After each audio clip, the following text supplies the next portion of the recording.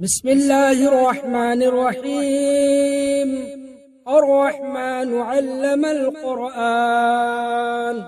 خلق الإنسان علمه البيان. الشمس والقمر بحسبان، والنجم والشجر يسجدان. والسماء رفعها ووضع الميزان، ألا تطغوا في الميزان وأقيموا الوزن بالقسط ولا تخسروا الميزان. والأرض وضعها للأنام، فيها فاكهة والنخل ذات الأكمام، والحب ذو العصف والريحان. فبأي آلاء ربكما تكذبان؟ خلق الإنسان من صلصال كالفخار، وخلق الجان من مارج من نار. فبأي آلاء ربكما تكذبان؟ رب المشرقين ورب المغربين، فبأي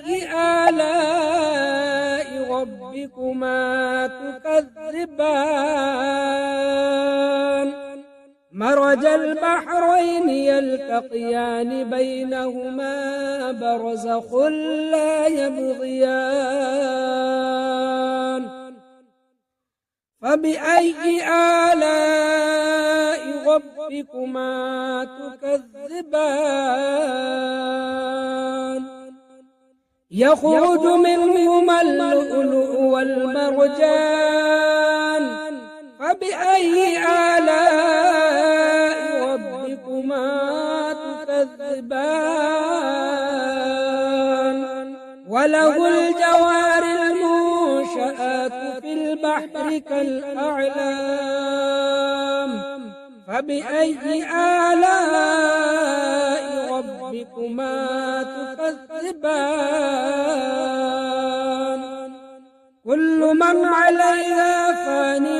ويبقى وجه ربك ذو الجلال والإكرام. فبأي آلاء ربكما تكذبان؟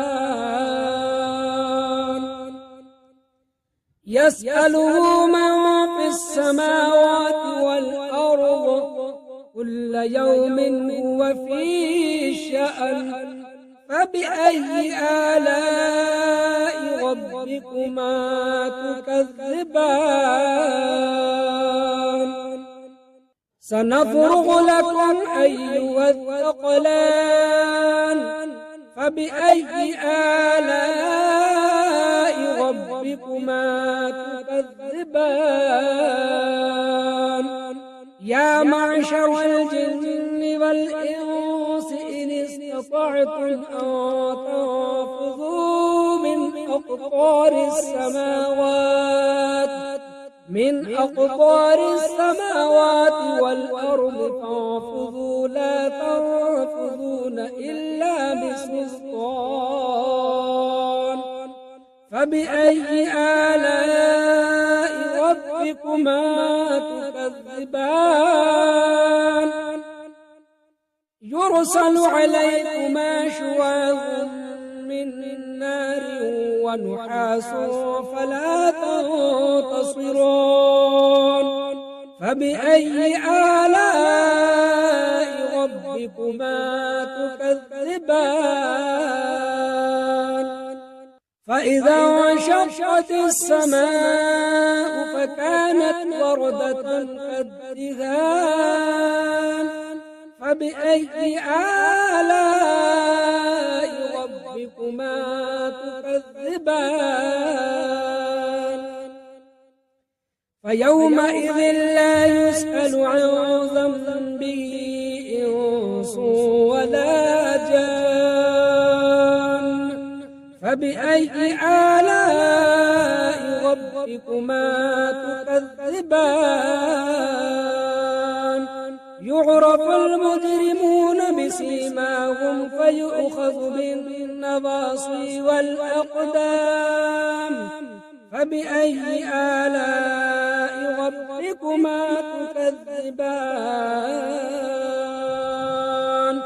هذه جهنم التي يكذب بها المجرمون يطوفون بينها وبين حميم آن فبأي آلاء ربكما تكذبان ولمن خاف مقام ربه جنتان فبأي آلاء ربكما تكذبان ذواتا أفنان فبأي آلاء ربكما تكذبان فيهما عينان تجريان فبأي آلاء ربكما تكذبان فيهما من كل فاكهة زوجان فبأي آلاء ربكما تكذبان متكئين على فرش بطائنها من استبرق وجنى الجنتين دان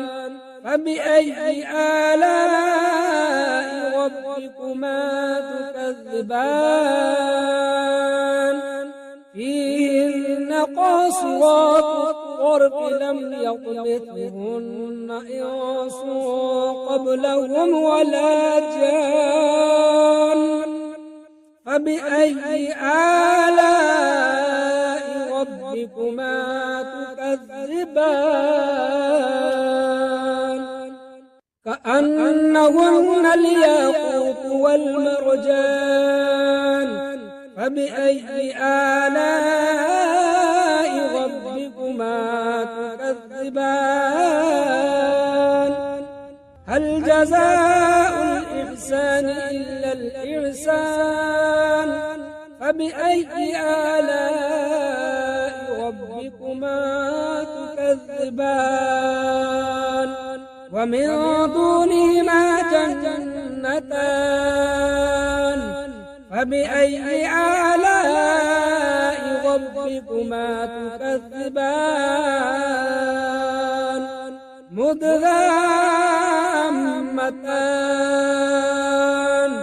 فبأي آلاء ربكما تكذبان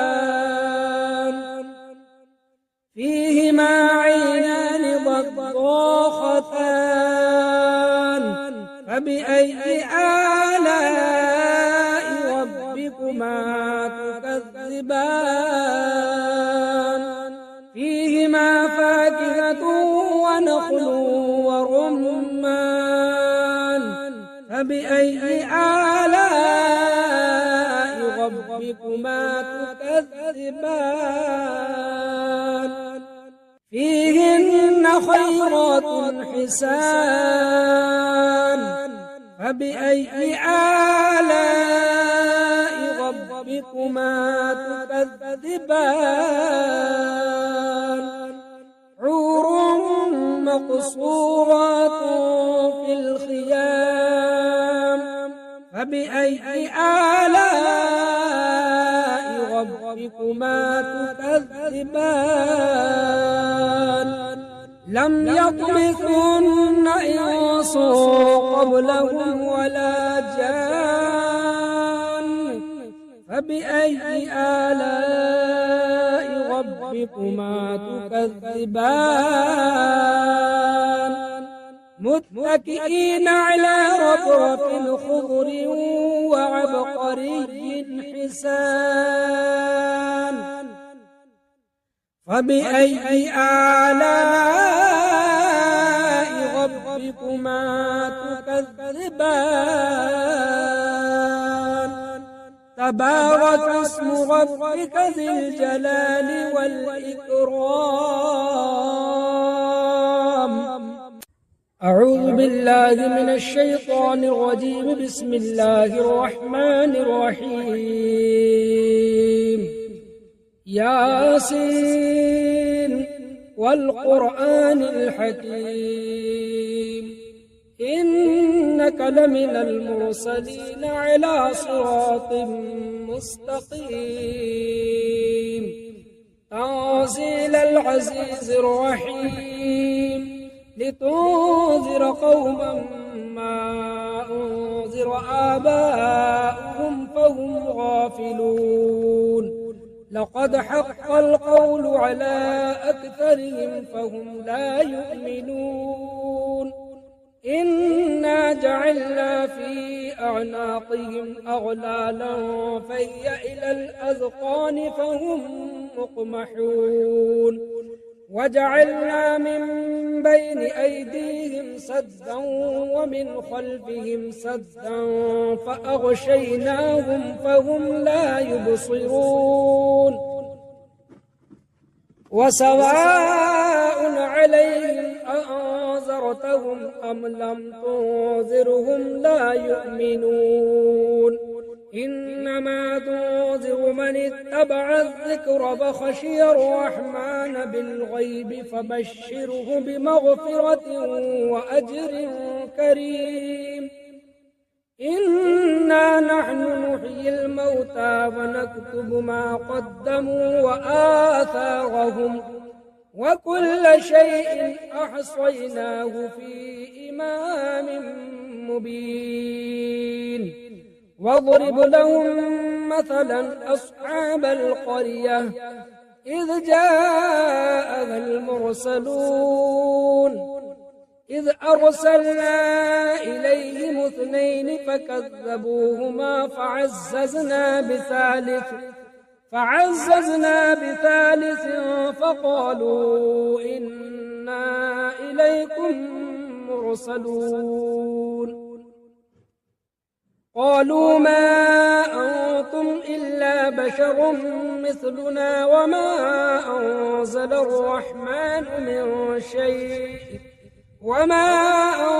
الرحمن من شيء إن أنتم إلا تكذبون قالوا ربنا يعلم إنا إليكم لمرسلون وما علينا إلا البلاغ المبين قالوا إنا تطيرنا بكم لئن لم تنتهوا لنرجمنكم وليمسنكم منا عذاب أليم قالوا طائركم معكم أئن ذكرتم بل أنتم قوم مسرفون وجاء من أقصى المدينة رجل يسعى قال يا قوم اتبعوا المرسلين اتبعوا من لا يسألكم أجرا وهم مهتدون وما لي لا أعبد الذي فطرني وإليه ترجعون أأتخذ من دونه آلهة إن يردني الرحمن بضر لا تغن عني شفاعتهم شيئا ولا ينقذون إني إذا لفي ضلال مبين إني آمنت بربكم فاسمعون قيل ادخل الجنة قال يا ليت قومي يعلمون بما غفر لي ربي وجعلني من المكرمين وما أرسلنا على قومه من بعده من جند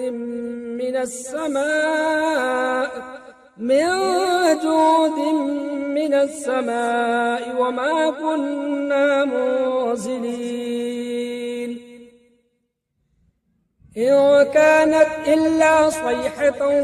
واحدة فإذا هم خامدون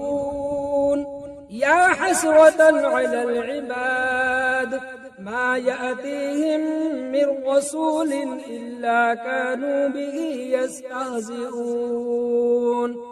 ألم يروا كم أهلكنا قبلهم من القرون أنهم إليهم لا يرجعون وإن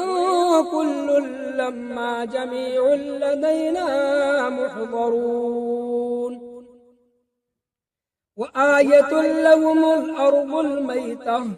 أحييناها فأخرجنا منها حبا فمنه يأكلون وجعلنا فيها جنات من نخيل وأعناب وفجرنا فيها من العيون ليأكلوا من ثمره وما عملته أيديهم أفلا يشكرون سبحان الذي خلق الأزواج كلها مما تنبت الأرض ومن أنفسهم ومما لا يعلمون وآية لهم الليل نسلخ منه النهار فإذا هم مظلمون والشمس تجري لمستقر لها ذلك تقدير العزيز العليم والقمر قدرناه منازل حتى عاد كالعرجون القديم لا الشمس ينبغي لها أن تدرك القمر ولا الليل سابق النهار وكل في فلك يسبحون وآية لهم أنا حملنا ذريتهم في الفلك المشحون وخلقنا لهم من مثله ما يركبون وإن نشأ نغرقهم فلا صريخ لهم ولا هم ينقذون إلا رحمة منا ومتاعا إلى حين وإذا قيل لهم اتقوا ما بين أيديكم وما خلفكم لعلكم ترحمون وما تأتيهم من آية من آيات ربهم إلا كانوا عنها معرضين وإذا قيل لهم أنفقوا مما رزقكم الله قال الذين كفروا للذين آمنوا أنطعم من لو يشاء الله أطعمه إن أنتم إلا في ضلال مبين ويقولون متى هذا الوعد إن كنتم صادقين ما ينظرون إلا صيحة واحدة تأخذهم وهم يخصمون فلا يستطيعون توصية ولا إلى أهلهم يرجعون ونفخ في الصور فإذا هم من الأجداث إلى ربهم ينسلون قالوا يا ويلنا من بعثنا من مرقدنا هذا ما وعد الرحمن وصدق المرسلون إن كانت إلا صيحة واحدة فإذا هم جميع لدينا محضرون فاليوم لا تظلم نفس شيئا ولا تجزون إلا ما كنتم تعملون إن أصحاب الجنة اليوم في شغل فاكهون هم وأزواجهم في ظلال على الأرائك متكئون لهم فيها فاكهة ولهم ما يدعون سلام قولا من رب رحيم وامتازوا اليوم أيها المجرمون ألم أعهد إليكم يا بني آدم ألا تعبدوا الشيطان إنه لكم عدو مبين وأن اعبدوني هذا صراط مستقيم ولقد أضل منكم جبلا كثيرا أفلم تكونوا تعقلون هذه جهنم التي كنتم توعدون اصلوها اليوم بما كنتم تكفرون اليوم نختم على أفواههم وتكلمنا أيديهم وتشهد أرجلهم بما كانوا يكسبون ولو نشاء لطمسنا على أعينهم فاستبقوا الصراط فأنى يبصرون ولو نشاء لمسخناهم على مكانتهم فما استطاعوا مضيا ولا يرجعون ومن نعمره ننكس في الخلق أفلا يعقلون وما علمناه الشعر وما ينبغي له إن هو إلا ذكر وقرآن مبين لينذر من كان حيا ويحق القول على الكافرين أولم يروا أنا خلقنا لهم مما عملت أيدينا أنعاما فهم لها مالكون وذللناها لهم فمنها ركوبهم ومنها يأكلون ولهم فيها منافع ومشارب أفلا يشكرون واتخذوا من دون الله آلهة لعلهم ينصرون لا يستطيعون نصرهم وهم لهم جند محضرون فلا يحزنك قولهم إنا نعلم ما يسرون وما يعلنون أولم ير الإنسان أنا خلقناه من نطفة فإذا هو خصيم مبين وضرب لنا مثلا ونسي خلقه قال من يحيي العظام فهي رميم قل يحييها الذي أنشأها أول مرة وهو بكل خلق عليم الذي جعل لكم من الشجر الأخضر نارا فإذا أنتم منه توقدون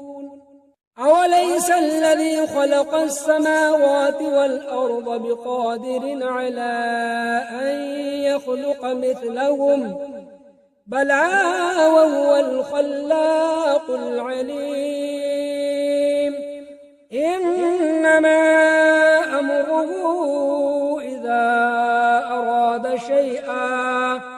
إذا